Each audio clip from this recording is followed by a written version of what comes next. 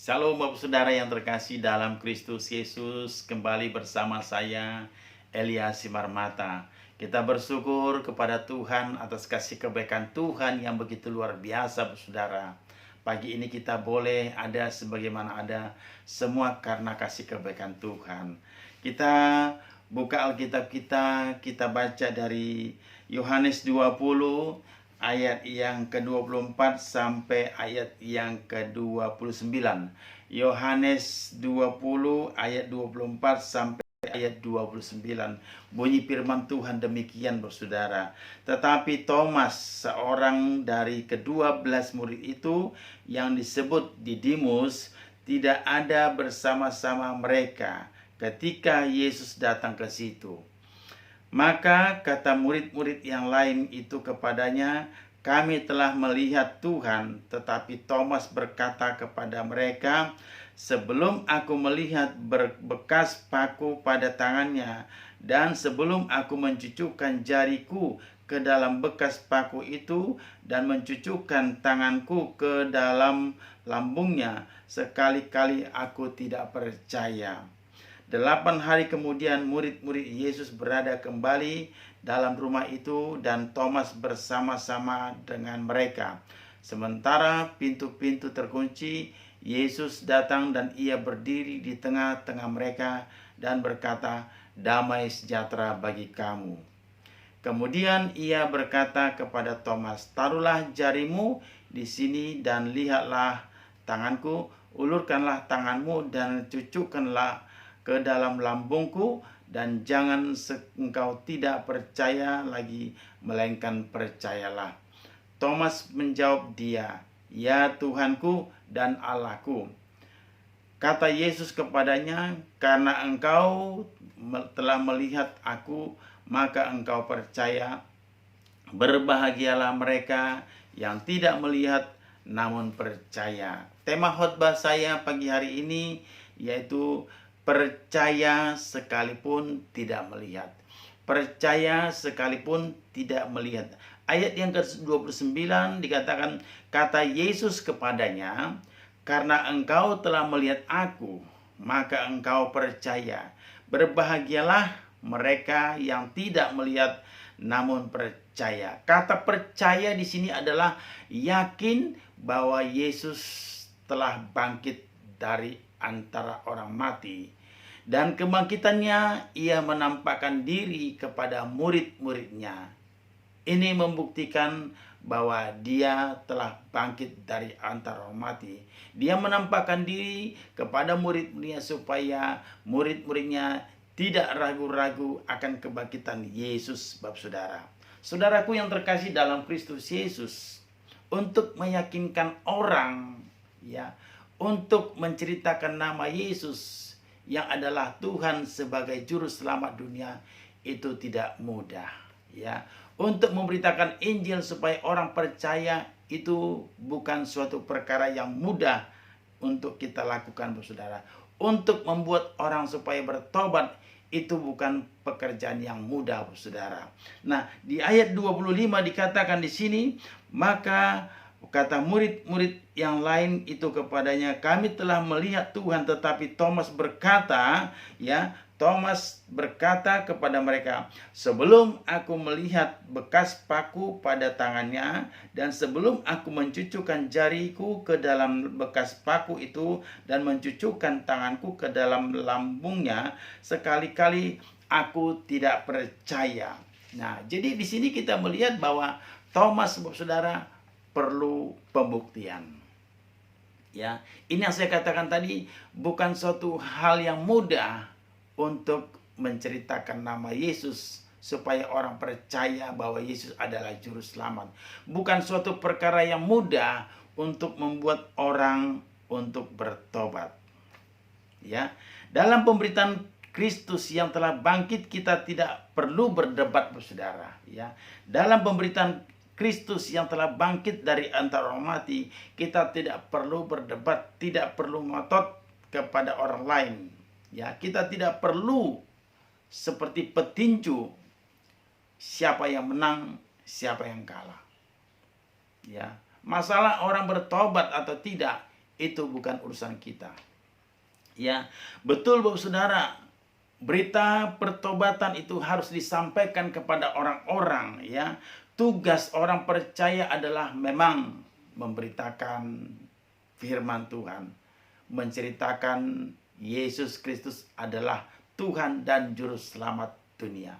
Tetapi untuk orang supaya bertobat, itu bukan urusan kita. Yang penting firman kita sampaikan. Masalah dia mau bertobat atau tidak, itu urusan Tuhan.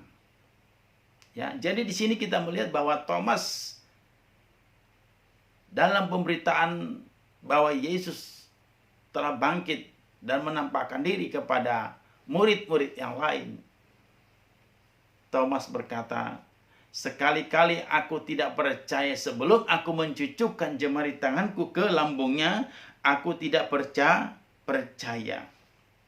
Ayat yang ke-27 dikatakan, kemudian ia berkata kepada Thomas, ya. Yesus berkata kepada Thomas, taruhlah jarimu di sini dan lihatlah tanganku. Ulurkanlah tanganmu dan cucukkanlah ke dalam lambungku, dan jangan engkau tidak percaya lagi, melainkan percaya. Jawab Thomas apa? Ya Tuhan Allahku. Jadi Bapak Saudara, Thomas perlu pembuktian. Perlu pembuktian. Tetapi kita yang percaya kepada Tuhan, kita adalah orang yang bahagia, ya. Kita yang percaya kepada Yesus bahwa dia telah bangkit dan ada banyak bukti-bukti, ya, bahwa dia telah bangkit. Kita yang tidak melihatnya tapi kita percaya, kita adalah orang yang berbahagia, Saudara. Ya. Jadi kata percaya di sini adalah yakin betul bahwa Yesus telah bangkit. Demikian juga Bu Saudara. Ya. Masalah mujizat, masalah kesembuhan, doa-doa yang kita panjatkan kepada Tuhan, bagaimana itu bisa terjadi? Bagaimana kuasanya terjadi? Kita percaya mujizat kesembuhan itu terjadi ketika kita percaya kepada Tuhan, sekalipun ya belum kita lihat, tapi kita percaya, maka kuasanya dinyatakan. Kesembuhan pun pasti terjadi, Saudara. Matius 9 ayat 20 sampai ayat 22 ya. Coba kita baca di dalam Injil Matius 10 ayat yang ke-22. Seorang perempuan yang sudah 12 tahun pendarahan. Pada waktu itu seorang perempuan yang sudah 12 tahun lamanya pendarahan, menderita pendarahan, maju mendekati Yesus dari belakang dan menjamah jumbai jubahnya. Karena katanya dalam hatinya, asal ku jamah saja jubahnya, aku akan sembuh. Tetapi Yesus berpaling dan memandang dia serta berkata, teguhkanlah imanmu, teguhkanlah hatimu, hai anakku, imanmu telah menyelamatkan engkau. Maka sejak saat itu sembuhlah perempuan itu, Saudara. Jadi kita melihat bahwa perempuan yang setelah 12 tahun lamanya pendarahan, ketika dia tahu Yesus datang ke kampungnya, dia berkata dalam hatinya, asal ku jamah saja jubahnya, aku pasti sembuh. Kira-kira bagaimana, Saudara? Sembuh apa tidak? Sembuh pada saat itu. Dia mempunyai iman percaya kepada Yesus, bahwa Yesus sanggup melakukan mujizat. Ya. Yesus sanggup melakukan mujizat. Dia memiliki iman percaya bahwa kesembuhan itu nyata, Bapak Saudara. Artinya dia tidak ragu-ragu akan kuasa mujizat Tuhan. Ketika dia berkata, asal ku jamah saja jubahnya, aku pasti sembuh. Artinya dia punya iman bahwa Yesus sanggup melakukan mujizat. Nah, ketika dia pegang jubahnya Yesus, Yesus melihat, apa kata Yesus? Imanmu telah menyelamatkan engkau. Artinya dia percaya akan kuasa Tuhan, maka kesembuhan, pendarahan berhenti seketika. Mari Bapak Saudara, kita percaya bahwa Yesus adalah Tuhan dan Juru Selamat umat manusia. Kita percaya bahwa Dia telah bangkit. Dia menampakkan diri kepada murid-muridnya supaya orang tidak ragu-ragu ikut Yesus, supaya tidak ragu-ragu akan kebangkitannya. Hari ini kita percaya Yesus telah bangkit dengan pertolongan Roh Kudus, memberikan kita keyakinan penuh bahwa Dia telah bangkit dari antara orang mati, saudara. Matius 8 ayat yang kelima, ya. Matius 8 ayat 5 sampai ayat 10 saya bacakan. Ketika Yesus masuk ke Kapernaum, datanglah seorang perwira mendapatkan Dia dan memohon kepadanya, "Tuan, hambaku terbaring di rumah karena sakit lumpuh dan ia sangat menderita." Yesus berkata kepadanya, "Aku akan datang menyembuhkannya." Tetapi jawab si perwira itu kepada Yesus, "Tuan, aku tidak layak menerima Tuhan di dalam rumahku. Katakan saja sepatah kata. Katakan saja sepatah kata, maka hambaku itu akan sembuh. Ya. Sebab aku sendiri seorang bawahan dan di bawahku ada pula prajurit. Jika aku berkata kepada salah seorang prajurit itu pergi, maka ia pergi. Dan kepada seorang lagi datang, maka ia datang. Ataupun kepada hambaku, kerjakanlah ini, maka ia mengerjakannya." Setelah Yesus mendengar hal itu, heranlah ia dan berkata kepada mereka yang mengikutinya, "Aku berkata kepadamu, sesungguhnya iman sebesar ini tidak pernah aku jumpai pada seorang pun di antara orang Israel." Nah, seorang perwira berkata kepada Yesus, "Hambaku terbaring sakit." Bapak saudara, ketika Yesus mau datang ke rumahnya, si perwira ini berkata, "Katakan saja sepatah kata." Wow, luar biasa saudara. Luar biasa saudara, dia berkata, "Katakan saja sepatah kata." Artinya Yesus yang mau datang ke rumah si tuannya, si perwira tersebut. Nggak perlu, karena dia yakin bahwa Yesus berkuasa. Yesus sanggup melakukan mujizat. Sekalipun Yesus tidak hadir di rumahnya, tetapi si perwira yakin betul ucapan Yesus.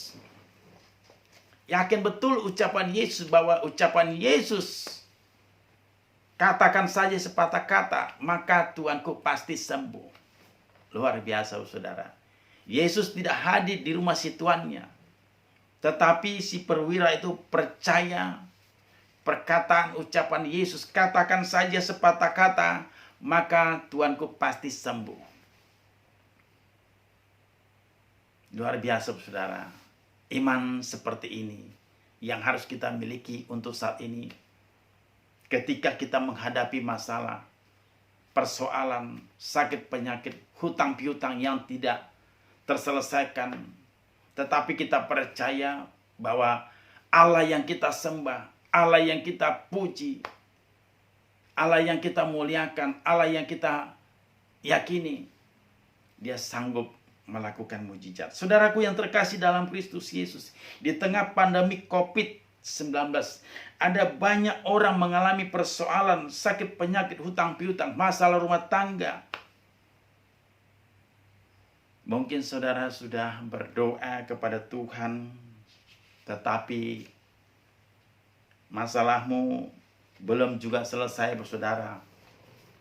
Belum selesai.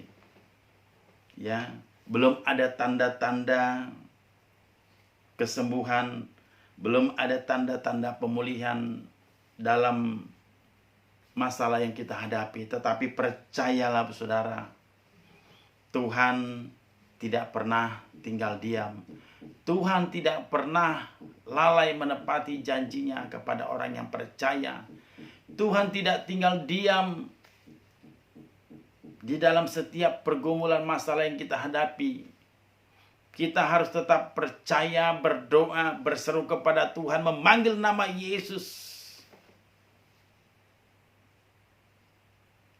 Tuhan tidak pernah terlambat menolong setiap masalah kita. Dia pasti mendengarkan doa-doa kita.